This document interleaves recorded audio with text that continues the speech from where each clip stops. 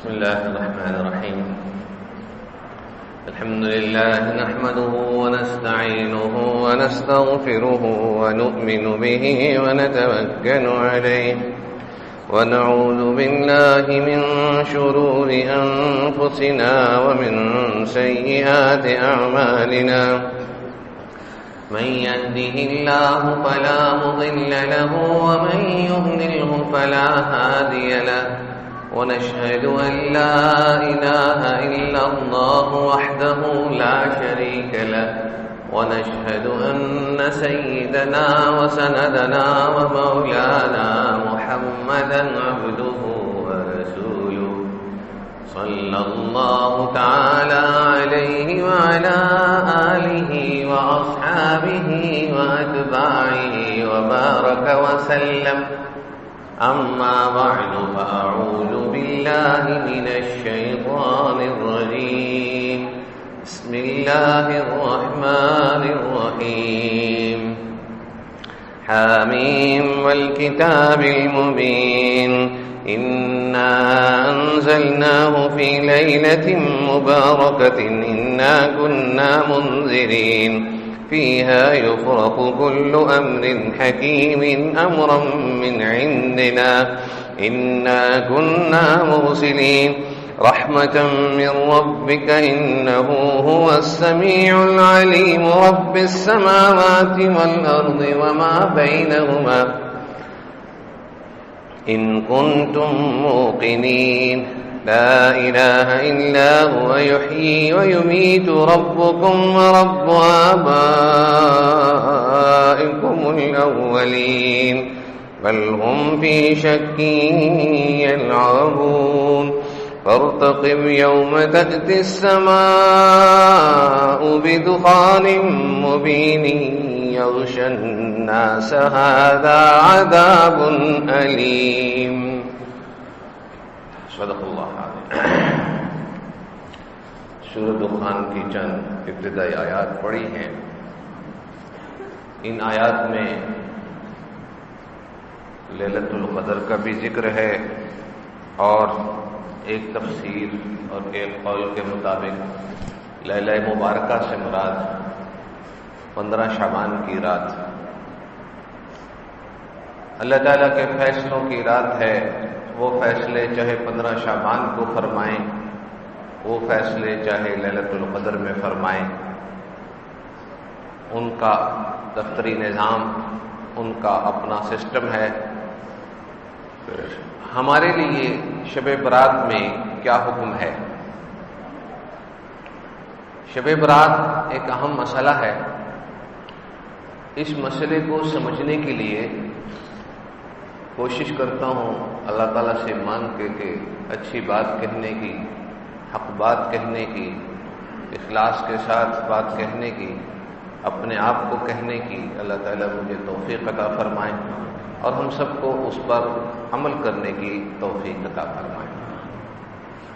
بات یہ ہے کہ علماء کے کچھ طبقے نے سرے سے اس رات کا انکار کر دیا کہ یہ رات کوئی عبادت کی رات نہیں، بے اصل ہے. یوں ان کی رائے مناسب نہیں. اصل میں اس رات میں کچھ روایات ہیں، ضرور کمزور بھی ہیں، لیکن 10 صحابہ کرام سے منقول ہے. 10 صحابہ کرام سے جو بات آئی ہو وہ بے اصل نہیں ہوتی، وہ کام، وہ بات بدعت نہیں ہوتی. صحابہ کرام، تابعین کرام، تبع تابعین کرام اور ہمارے کابرین آج تک 1400 سال سے شب برات کی فضیلت کو مانتے آئے ہیں، عبادت کی رات سمجھتے آئے ہیں اور اس میں کسی خاص طریقے سے کوئی خاص عبادت ثابت نہیں. یہ بات پکی ہے. کسی خاص طریقے سے مثال کے طور پر 2 رکعت پڑھیں، 4 رکعت پڑھیں، ہر رکعت میں یہ صورتیں پڑھیں، اتنی بار پڑھیں، یہ من گھڑت روایات ہیں. یہ اخبارات میں آتی ہیں، میڈیا پہ آتی ہیں، سوشل میڈیا پہ آتی ہیں. یہ من گھڑت روایات، ان کا شریعت سے اصل سے، حقیقت سے قطعاً کوئی تعلق نہیں۔ دو باتیں میں آپ کو پہلے بتاتا چلوں، علماء کے دو طبقے ہیں، بعض اس کا انکار کرتے ہیں اور بعض اس کو اس درجے میں ثابت رکھتے ہیں، اور ہم لوگ بھی اسی کے قائل ہیں کہ اس درجے میں اس کو ثابت رکھتے ہیں کہ صحابہ کرام، تابعین، تبع تابعین اس رات اپنی کوشش اور اپنی چاہت کے مطابق جو آسانی سے ہو سکی عبادت کرتے آئے ہیں، تو برکت والی رات یہ ضرور ہے، یہ برکت والی رات ضرور ہے، یہ عبادت والی رات ضرور ہے۔ لیکن اگلا فیصلہ یہ ہے کہ اس میں کوئی خاص طریقے سے خاص عبادت ثابت نہیں۔ ادھر آ جائیں، ادھر بیٹھے۔ خاص طریقے سے خاص عبادت ثابت نہیں ہے، اس لیے ہمیں اس رات میں چند کام کرنے چاہیے۔ جو کرنے کے کام ہیں ان کو اس طریقے سے کرنا ہے کہ ضروری بھی نہیں سمجھنا، اہتمام بھی نہیں کرنا، لوگوں کو اکٹھا بھی نہیں کرنا، فنکشن بھی نہیں کرنا، پروگرام بھی نہیں کرنا، اس رات کو ضائع بھی نہیں کرنا۔ ذخیرہ احادیث اور اکابر کی زندگیوں کا مطالعہ کے بعد آج میں to the point Shab Barat پر حقیقت اور شب برات کا خلاصہ بیان کرنا چاہتا ہوں۔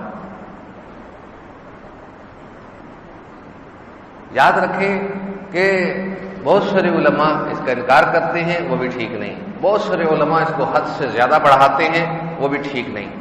اعتدال کی راہ شریعت کی راہ ہے، درمیانی راہ شریعت کی راہ ہے۔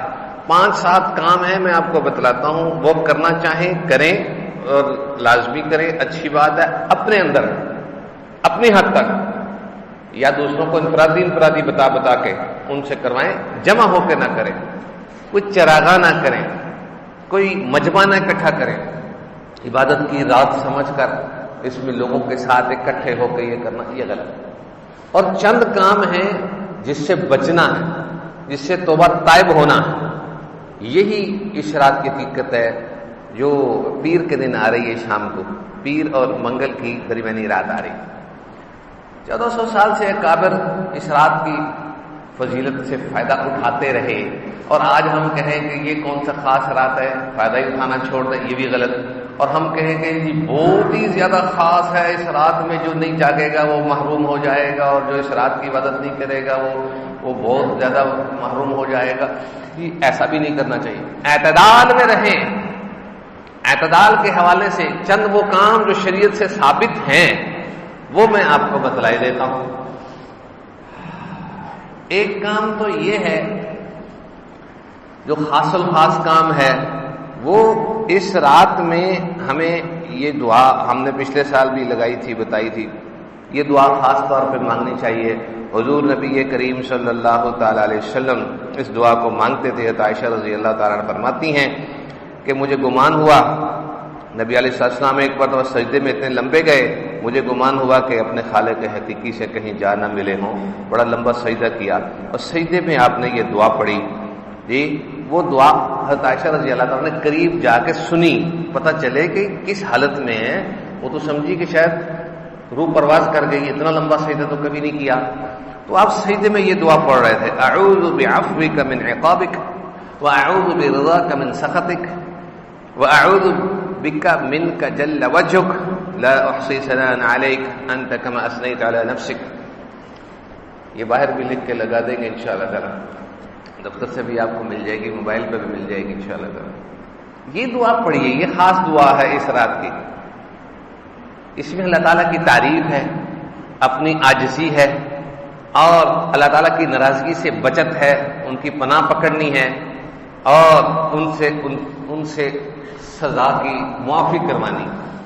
یہ رات ہے درگزر کی رات، اس رات کا اہتمام درگزری والا معاملہ، خود کو صاف کرنے والا معاملہ، اللہ تعالیٰ سے معافی مانگنے والا معاملہ، یہ رات ہے۔ اس رات میں پٹاخے بجانا جائز نہیں، اس رات میں چراغاں کرنا درست نہیں، اس رات میں میلے کرنا، اجتماعات کرنا اور اس کو لازم سمجھنا اور اس رات کی عبادت کو ضروری سمجھنا یہ بھی درست نہیں. چند کام ہیں، گنتی آپ کر لیں، 5-7 ہیں. سب سے اہم کام 2 ہیں جو ضروری ہیں. وہ گناہوں سے بچنا، ایک گناہوں سے بچنا، اور نمبر 2 مغرب عشاء اور فجر جماعت سے پڑھنا. وہ تو ہر روز ہی ہے، لیکن اس رات ذرا اہتمام سے پڑھ لیں. یہ تو لازم ہے. جو بندہ بندی اس رات بھی گناہ سے نہ بچے گا وہ خواب دیکھ رہا ہے، فضیلتیں حاصل کرنے کے خواب ہی دیکھ رہا ہے. جب گناہ چھوڑنے نہیں تو پھر پاکی کہاں سے آئی؟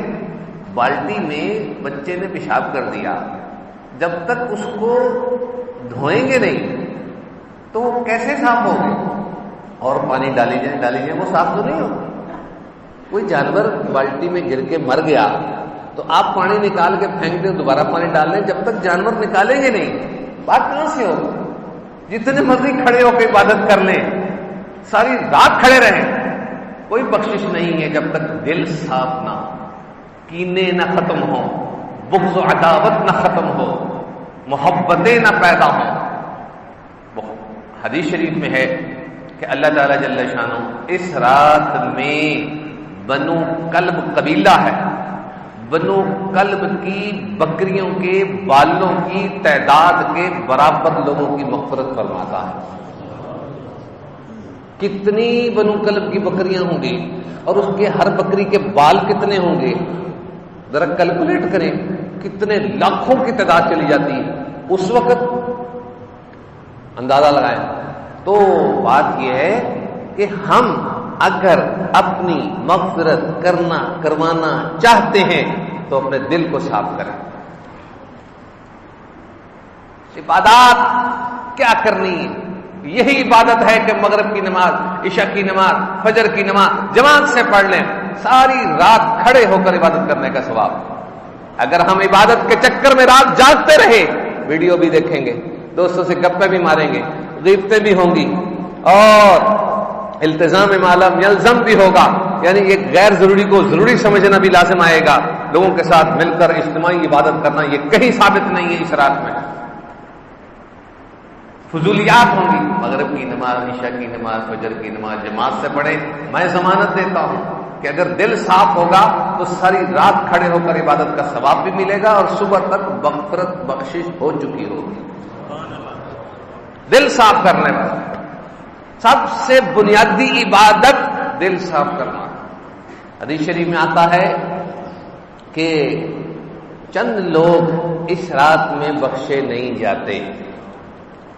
بد نصیب ہوتے، ماں باپ کا نافرمان، شلوار ٹخنوں سے نیچے لٹکا کے رکھنے والا، شراب کا عادی، زنا کرنے والا، اور دل میں بغض، عداوت، کینہ، حقد، کینہ پالنے والا، دشمنیاں دلوں میں رکھنے والا، چغلیاں جو کرتے ہیں دلوں میں رکھ لیتے ہیں، ان کی بخشش روک دی جاتی ہے، اور مشرک اور کافر کی بخشش بھی روک دی جاتی ہے. مختلف احادیث میں مختلف آتے ہیں. ایک حدیث میں 2 ہیں کہ مشرک کی معافی نہیں ہوتی، شرک کرنے والے کی معافی نہیں ہوتی، اور جو دلوں میں کینہ رکھنے والا اس کی معافی نہیں ہوتی. جہاں کہیں جتنے بھی لوگ تلاش کر لیں سب سے زیادہ وہی آئیں گے جن کے دل میں کینہ، ان کی معافی نہیں. ہر پیر اور جمعرات کو بھی اعمال پیش ہوتے ہیں، مغفرتیں کی جاتی ہیں، لیکن جن کے دلوں میں کینہ ہے ان کی بخشش نہیں ہوتی، روک دی جاتی ہے کہ ان کے دل صاف ہو لینے دو. کتنی بری بات.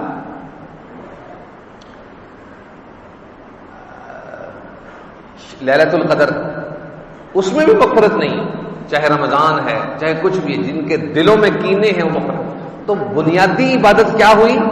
دلوں کو صاف کرنا. یہ بنیادی عبادت ہے بھائیو دوستو. نفل نہیں پڑے گئے نا زندگی بھر کوئی بات نہیں، کوئی پکڑ نہیں ہوگی. نفل کا مطلب کیا ہوتا ہے؟ کر لو گے تو ثواب، نہیں کرو گے تو کوئی پوچھ نہیں. نفل کا تو مطلب یہ ہے.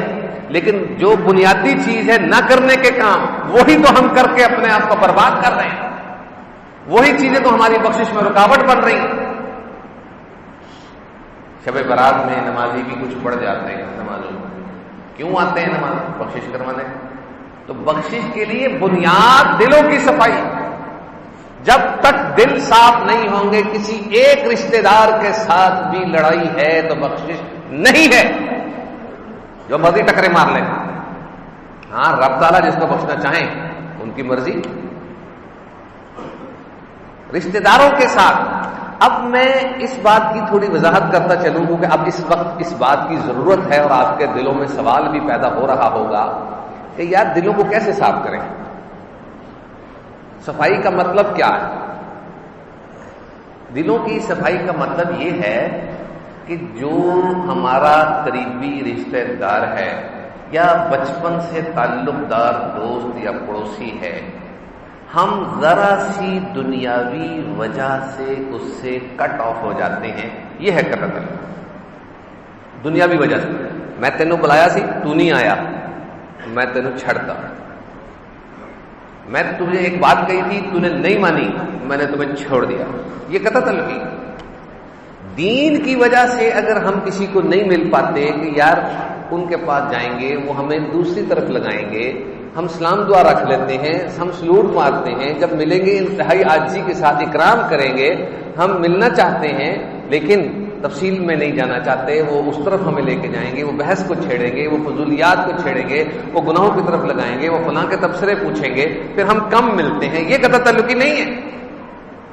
قطع تعلقی نام ہے اس بات کا کہ یا تو بندہ اعلان کر دے کہ میں اس بندہ بندی سے نہیں ملوں گا، نہیں ملوں گی،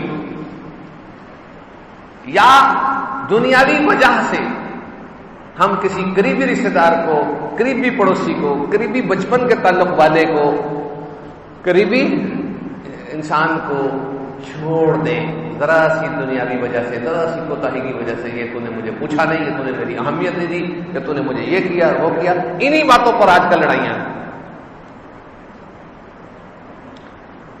ایک عورت فوت ہو گئی، کسی کی بہن تھی، بڑی بہن تھی، اس نے اس کو کئی سالوں سے ملنا چھوڑا ہوا تھا، کئی سالوں سے۔ کیوں؟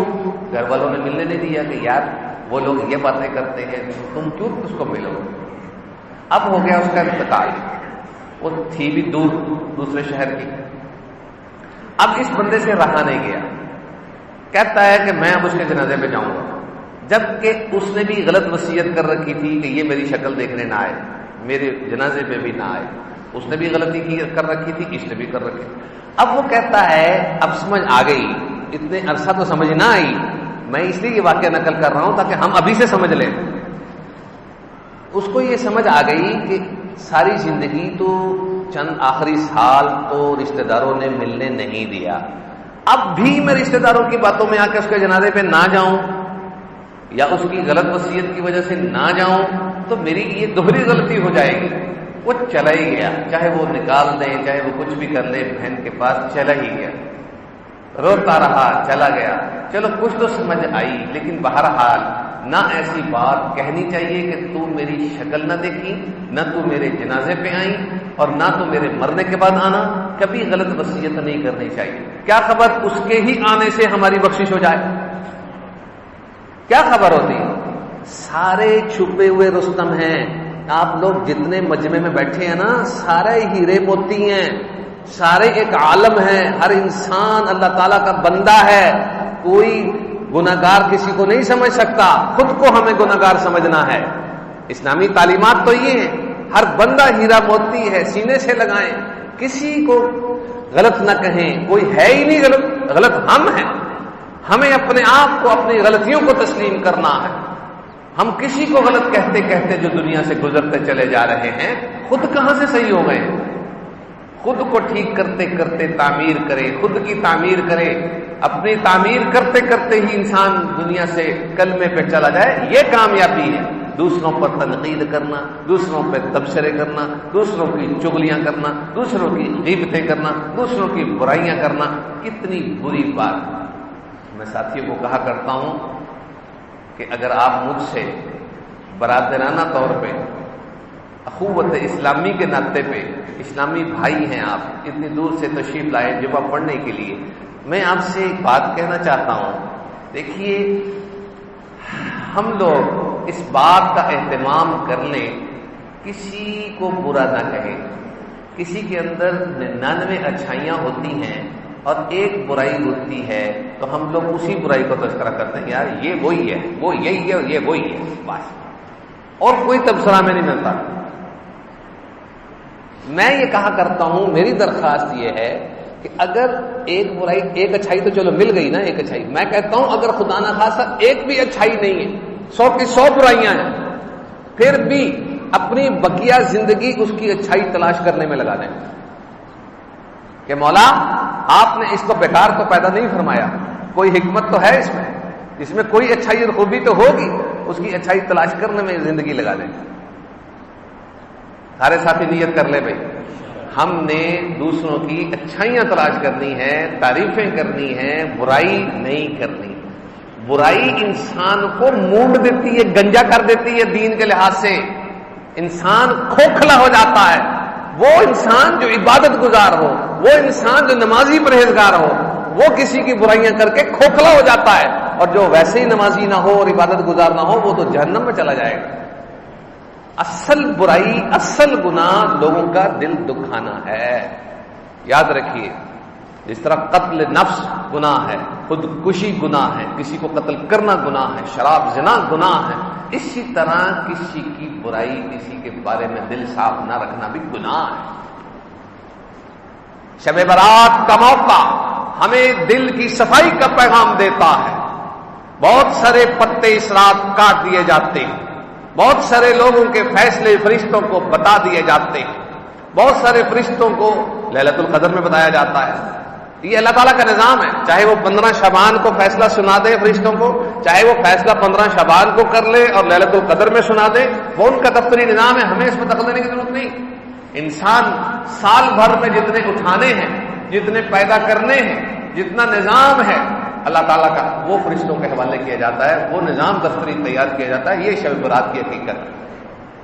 اس کو عربی میں لیلۃ الصق کہتے ہیں۔ بعض لوگ جو اعتراض کرتے ہیں نا، جو کہتے ہیں نا لیلۃ القدر یہ شب برات کی کوئی حقیقت ہی نہیں ہے، اس کا تو لفظ ہی فارسی کا ہے جی، اس کی تو عربی کوئی نہیں ہے جی، تو جناب تشریف لائیں، ہم آپ کو بتا دیتے ہیں عربی میں اس کو لیلۃ الصق کہتے ہیں، صاد کے ساتھ، اور لیلۃ البرا بھی کہتے ہیں، اور لیلۃ مبارکہ بھی کہتے ہیں۔ سورہ دخان کی جو ابتدائی آیات اس کی تفاسیر دیکھیں تو ایک تفسیر میں لیلہ مبارکہ سے مراد 15 شعبان کی رات ہے۔ تو خلاصہ یہ ہوا کہ اس رات میں ہمیں اپنی صفائی کرنی ہے، اور جیسے اپنی بدن کو کنگھی پٹی کر کے صاف کرتے ہیں، اس طرح اپنی روح کو صاف کرنا ہے، ظلم سے، بغض سے، عداوت سے، دشمنی سے، اور بدلہ لینے اور انتقام لینے کی پوزیشن سے اپنے آپ کو صاف کرنا ہے، دوسروں کو معاف کرنا ہے، دوسروں سے معافی طلب کرنی ہے، اور رسمی طور پہ نہیں رات کو میسج چلانا بھئی آج شب رات ہے، جانے انجانے میں کوئی مجھ سے غلطی ہو گئی ہو تو معاف کر دیں، یہ میسج چلتا ہوتا ہے۔ بڑا نیک بن گیا یہ میسج کر کے، ارے بھائی جس کا دل دکھایا اس سے معافی مانگ، یہ میسج چلانے کی ضرورت نہیں ہے، آل فارورڈ سب کو میسج کر دیا جاتا ہے۔ بڑا نیک بننے کے لیے نا یہ میسج، ایسے میسج تھوڑی ہوتے ہیں، جس بندے سے غلطی ہوئی ہے، جس بندے سے کوتاہی کی ہے اس سے معافی مانگیے، بھلے میسج ہی کر دیں۔ بہرحال اصل بات ہے سمجھ کی۔ تو میں نے اپنے کابر، اپنے مشائخ، اپنے والد محترم اور اپنے دادا شیخ حکیم الامت حضرت تھانوی رحمۃ اللہ علیہ اور تمام اکابر کی باتوں کا نچوڑ بتایا۔ اب آپ لوگوں میں کچھ دیر سے آئے ہیں تو میں تو ذمہ دار نہیں ہوں، ٹھیک؟ خلاصہ یہی ہے کہ اس رات میں بالکل انکار کر دینا بھی ٹھیک نہیں کہ رات ثابت نہیں، اور اس رات کو انتہائی شد و بد کے ساتھ اس کی جو ہے وہ فضیلتیں بتا کے اجتماع کرنا اور اس کا اہتمام کر کے پروگرام بنانا یہ بھی ٹھیک نہیں۔ اعتدال کی راہ ہے، اپنے آپ کو ہم لگا لے، ان چند کاموں کی طرف لگا لے جن میں بنیادی کام دلوں کی صفائی۔ دوسرا کام، رات کو آپ علیہ السلام قبرستان تشریف لے گئے، اور حضرت مفتی شفیع صاحب رحمۃ اللہ علیہ نے بڑی پیاری بات فرمایا کہ آپ علیہ السلام کی جو بات، جو کام جس درجے کا اس کو اسی درجے میں رکھنا ہوگا۔ آپ علیہ السلام پوری زندگی میں ایک بار جنت البقیع تشریف لے گئے، ہمارے لیے ثبوت تو مل گیا، جائز تو ہو گیا، لیکن ہم ہر سال اہتمام کرتے ہوئے قبرستان جائیں یہ بھی ٹھیک نہیں۔ کبھی کبھی چلے جائیں، 2-4 سال بعد چلے جائیں، ایک پچھلے سال نہیں گئے تو اس سال چلے جائیں، کسی بھی قبرستان میں ہو کے آ جائیں، اگر ماں باپ کی قبر ہے تو وہاں چلے جائیں، ہو کے آ جائیں، بس ٹھیک. کوئی چراغاں کرنا، وہاں جا کے کوئی پھول چڑھانا، کوئی اس طرح کوئی چیزیں ثابت نہیں، خاموشی سے پڑھ کے واپس آ جائیں. اور ایک کام یہ ہے کہ اگر ہو سکے کمزور روایات ہیں، دن کو روزہ رکھنا چاہیں تو رکھ لیں. روزہ رکھنے کی روایات کافی کمزور ہیں، لیکن روزے کا ثبوت دوسری طرف سے بہت زیادہ ہے، دو جگہ سے. اور ایک تو ہے شعبان میں آپ علیہ السلام سب سے زیادہ روزے رکھا کرتے تھے. 28 اور 29 شعبان کو روزہ رکھنے سے روکا کرتے تھے کہ رمضان کے لیے ذرا تھوڑی سی نشاط طبیعت کو بحال کر لیں. 28 اور 29 شعبان کو روکا کرتے تھے، باقی شعبان اکثر آپ روزہ رکھا کرتے تھے. لوگوں کو نہیں کہتے تھے تاکہ ان کے اوپر بوجھ نہ ہو، لیکن آپ علیہ السلام شعبان میں زیادہ روزہ رکھتے. ایک تو ثبوت یہ ہے روزے کا. دوسرا ثبوت ہے ایام 20، 13، 14، 15 چاند کی تاریخوں کا روزہ ویسے ہی ثابت ہے ہر مہینے. جو بندہ چاند کی 13، 14، 15 کو ہر مہینے روزہ رکھے وہ سارا سال روزے سے شمار ہوگا. روزے جیسی کوئی عبادت ہی نہیں، روزے جیسا کوئی عمل ہی نہیں. تو 3 روزے ہر مہینے میں اگر ہم رکھ لیں، جو صحت مند حضرات ہیں، جوان ہیں، انہیں چاہیے 3 روزے. دل کا کھوٹ ختم ہوتا ہے، دل کی صفائی ان روزوں سے ہوتی ہے. کہتے ہیں نا دل کیسے صاف کریں، یہ ہے دل صاف کرنے کا آلہ. 3 روزے 13، 14، 15 چاند کی، اور وہ آ رہی ہیں اتوار، پیر، منگل. تو منگل کو وہ بھی ہے، شعبان کا بھی ہے. تو اس طریقے سے روزے کا ثبوت تو ہے، لیکن خاص 15 شعبان کا روزہ سنت سمجھ کر رکھنا یہ درست نہیں. ایک اعتدال میں رہنا چاہیے. روزہ رکھنے میں کوئی حرج نہیں، لیکن اس کو سنت سمجھ کر رکھنا ٹھیک نہیں. وہ 13، 14، 15 کی تاریخوں میں، وہ شعبان کے روزوں میں مستحب بہتر ضرور ہے. یہ ہے سارا خلاصہ. اور یہ جو دعا میں نے آپ کو بتلائی، یہ دعا خاص طور پر پڑھنا. حدیث شریف میں یہ بھی ہے کہ جو وقت تہجد کا ہوتا ہے وہ اس رات میں مغرب سے شروع ہو جاتا ہے. اللہ تعالیٰ آسمان دنیا میں تشریف لاتے ہیں، ہے کوئی بخشش مانگنے والا، ہے کوئی حاجت پوری کروانے والا، ہے کوئی اس طرح کی کوئی بات مانگنے والا. تو یہ مغرب کے وقت سے غروب آفتاب سے اعلان شروع ہو جاتا ہے. اس رات عبادات جتنی آسانی سے ہو سکے، تلاوت، ذکر، درود شریف، دعا مانگیں، کوئی حرج نہیں، اپنی اپنے انفرادی طور پہ. اور زیادہ ضروری چیز مغرب، عشاء، فجر کی نماز باجماعت پڑھیں مرد حضرات، عورتیں گھروں میں پڑھیں، اور فضولیات سے بچیں، دلوں کو صاف کر لیں. اگلے دن ہو سکے تو روزہ رکھ لیں. اور روزہ بھی جو ہے مطلب ہے کہ اگر قضا روزے نہیں ہیں تو مرنا اچھا لگتا ہے نفلی روزہ رکھتا ہوا. اس بندے نے جی قضا روزے رکھنے ہیں، وہ نفلی روزہ رکھتا ہوا اچھا نہیں لگے. پہلے قضا روزوں میں کمی کریں، اس نیت سے رکھ لیں، قضا روزوں کی نیت سے رکھ لیں. تو بھائیو دوستو، بات یہ ہے کہ حقائق کو سمجھنا چاہیے، دین کو سمجھنا چاہیے. کسی میسج کے پیچھے نہیں لگنا. کوئی آ گیا میسج، ہاں جی یہ چیزیں ہیں، وہ چیزیں ہیں، کوئی ضرورت نہیں. اصل ہے ہم ایسوں میں نہ آ جائیں، ایسے لوگوں میں نہ آ جائیں جن کی بخشش کو صراط روک دی جائے گی. اس سے ڈریں بس. کوئی عبادت ہوتی ہو نہ ہوتی نہ ہو، اس سے ڈرے کہ ہم ان لوگوں میں نہ آ جائیں جن کی بخشش روک دی جاتی ہے. وہ کافی لوگ، میں نے صرف چند بتائے ہیں. شلوار کفنوں سے نیچے رکھنے والا، شراب کا عادی، زنا کرنے والا، شرک کرنے والا، دل میں حقد اور بغض رکھنے والا، ماں باپ کا نافرمان، اس طرح کے چند اور ہیں. مطلب کہنے کا یہ ہے کہ ہمیں اللہ تعالیٰ سے پہلے سے ہی مانگنا چاہیے کہ اللہ پاک ہمیں بخشے ہوئے لوگوں میں شامل فرمائیے. بنو کلب کی بکریوں کے بالوں کی تعداد کے برابر رب تعالیٰ نے مغفرت فرمانی ہے. ہم بھی ان خوش نصیبوں میں شامل ہو جائیں. کوشش کریں گے نا انشاءاللہ. سب سے ضروری بات کیا سمجھے آج کی کیا ہے؟ دلوں کی صفائی. کریں گے نا انشاءاللہ. کیسے کریں گے؟ میسج سے. اپنے اپنے حالات، اپنے اپنے معاملات، اپنے اپنے تعلق والے جن کے ساتھ لین دین میل جول کم ہو گیا، ختم ہو گیا، ذرا سی دنیاوی وجہ سے چھوڑ بیٹھے، مل لیں. کچھ نہیں ہوتا، مل لیں. آپ کا پلہ بھاری ہوگا، آپ عزت دار بنیں گے، آپ قیامت میں خوشنما لوگوں میں شامل ہوں گے. حدیث شریف میں ہے کہ جب انعامات دیے جانے لگیں گے، اللہ تعالیٰ ایک اعلان فرمائیں گے. سارے لوگ جو ہے نا وہ توجہ سے سن رہے ہوں گے. ہاں بھی اور کسی کا حق ہے جو رہ گیا ہو؟ تو وہ لوگ اٹھیں گے جنہوں نے دل صاف کیے ہوں گے، درگزر کیا ہوگا. یہ بہت مشکل کام ہے.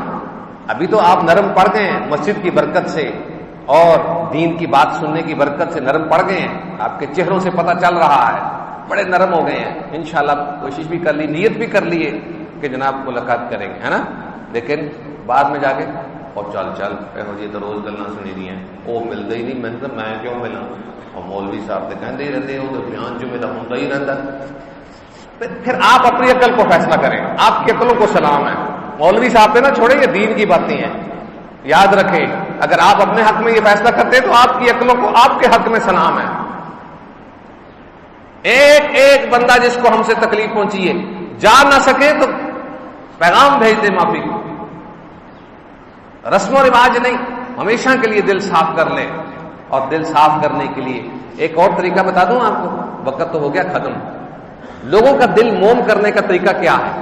جن کو ہم نے تکلیفیں پہنچائی ہیں، جن کے ساتھ لڑائیاں چل رہی ہیں، ان کو ہم کیسے ان کا دل نرم کریں کہ وہ بھی ہمیں معاف کر دیں. وہ بتا دوں؟ کیوں بتاؤں؟ آپ بھی کچھ ثواب مجھے بھیجیں. سبحان اللہ یا الحمدللہ اللہ اکبر کہہ کے میرے ثواب بھیجیں. یا اللہ اللہ اکبر جو کہا ہے اس کا ثواب بیان کرنے والے کو دیتا ہوں. اللہ اکبر کہہ دو، ہاں اس کا ثواب مجھے دے دو. ٹھیک ہے، مجھے بھی تو لالچ ہے نا، کرنے کی چاہیے. مجھے کیا بتانے لگا تھا؟ ہاں، دل موم کرنے کا طریقہ یہ ہے کہ چپکے چپکے ان کے لیے دعا کر دیں اور ان کو ایصال ثواب کر دیں. یا اللہ پاک آج میں 10 مرتبہ سورہ اخلاص پڑھ کے اس بندے کو گفٹ دے رہا ہوں جس بندے کو مجھ سے تکلیف پہنچی. آپ اس کا دل موم فرمائیں، اس کو میرے حق میں یہ دے دیں، اس کے دل میں ڈال دیں کہ مجھے معاف کر دیں. اس کو ایصال ثواب کرنا شروع کر دیں، اس کو اپنی دعاؤں میں یاد کرنا شروع کر دیں. رب تعالیٰ کا نظام جوش میں آئے گا، اندر ہی اندر وہ خود کہے گا یار چلو جو غلطی ہوئی میں نے تمہیں معاف کر دیا. تو اس رات کی اہمیت لوگ ہمیں معاف کر دیں، جن کو ہم نے تکلیف پہنچائی ہے وہ ہمیں معاف کر دے. یہ رات اس کرم کے لیے ہے. یہ رات عبادات جتنی آسانی سے ہو سکے تلاوت ذکر دروشی نوافل پڑھے، نہ ہو سکے تو نماز جماعت سے پڑھے اور چپ کر کے گناہوں سے بچتے ہوئے خراٹے ماریں. کوئی حرج نہیں ہے. دعائیں خوب مانگے اور وہ جو دعا میں نے ابھی بتائی وہ بھی مانگے. اللہ تعالیٰ جل شانہ ہمیں عمل کرنے کی توفیق عطا فرمائے. آمین ثم آمین. آخر دعوانا